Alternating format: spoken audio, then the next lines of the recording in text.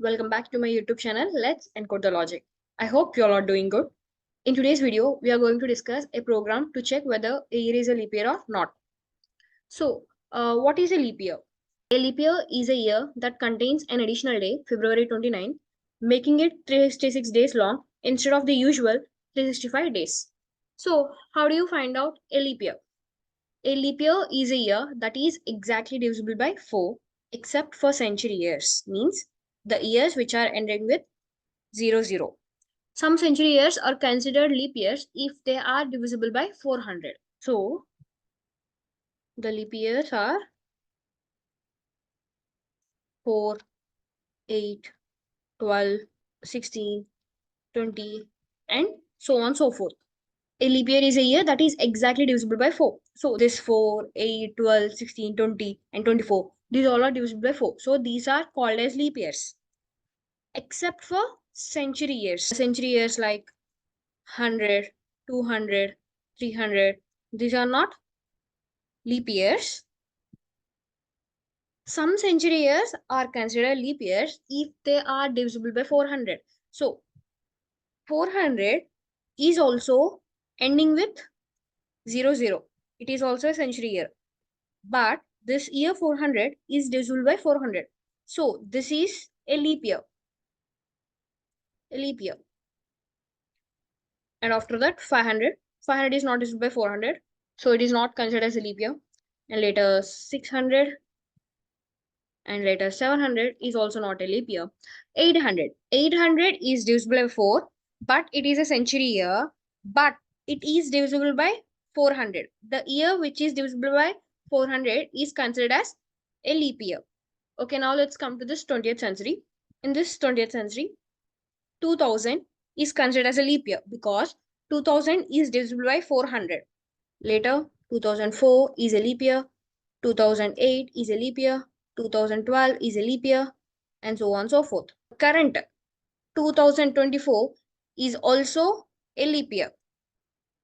Now we need to write a program to check whether year is a leap year or not. So what are the conditions to make an year as a leap year? So the first condition was if the year is divisible by 400, then we can say that it is a leap year. Or if the year is divisible by 4 but not divisible by 100, in that case also we can say the year is a leap year.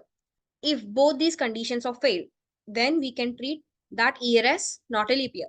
If you observe, the year 400, 800 and 2000, all these are leap years because they are divisible by 400. And also the years 4, 8, 12, 16 and 2004, 2008, 2012, all these are also treated as leap year because they are divisible by 4 but not divisible by 100. So whereas coming to these years, 100, 200, 300 and 500, 600, 700, these years are also divisible by 4 but they are also divisible by 100. That's why they are treated as not leap years. In this way, we will identify an year as a leap year or a normal year. Okay, now let's write the program. Okay, let me keep a comment first. Program to check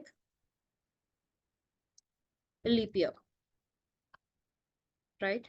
At first, we need to take the input. So what could be the input? The input was the year, right? So year equal to int of input of enter the year, right? The input part was completed. Now we need to focus on the logic. What is our logic? These conditions are our logic, right? Okay, let's write that. At first, we need to use an if clause. If year mod 400 equal to 0. If the year is divisible by 400, then the remainder was 0. If it is 0, then we can print the year is a leap year, right? And also, if the year is divisible by 4 and not divisible by 100, another if condition. So for that, we will use an elif. Elif, the year is divisible by 4, means year mod 4 equal to 0 And also year mod 100 not equal to 0, because this year is not divisible by 100, right? So that's why we have used not equal to symbol. In this case also we can say that year is a leap year, right? If both these conditions are failed, or else you can say print year is not a leap year, right? Okay, let me run this program. Okay, I will give the year as 400.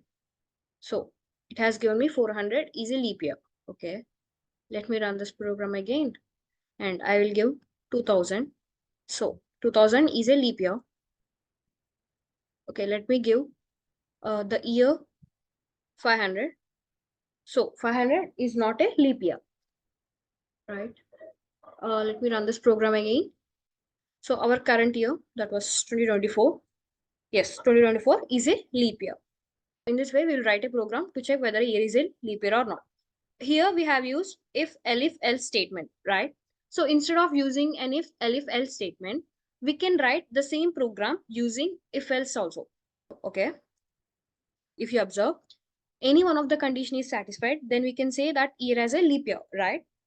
So any one of the condition means technically we will use a logical OR for any one of the condition should be true, right? So let's keep an OR here and copy this condition, see, and paste it here. If you observe, this is our condition 1 and this is our condition 2. If any of the condition is satisfied, then we can say that year has a leap year. So that's why we have used an logical OR. And if you observe, within this condition 2, we used a logical AND because both the conditions should be satisfied. Okay, let me run this program. Okay, I will give 300. So 300 is not a leap year. Okay, let me run this program again. I'll give 2020. So 2020 is a leap year.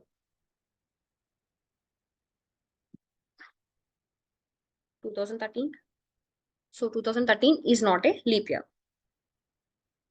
So this is another way of writing a program to check whether the year is a leap year or not. So this is about the program to check whether a year is a leap year or not. And I hope you like this video and thank you for watching. Hey folks, if you enjoyed this coding tutorial and found it helpful, don't forget to give it a thumbs up.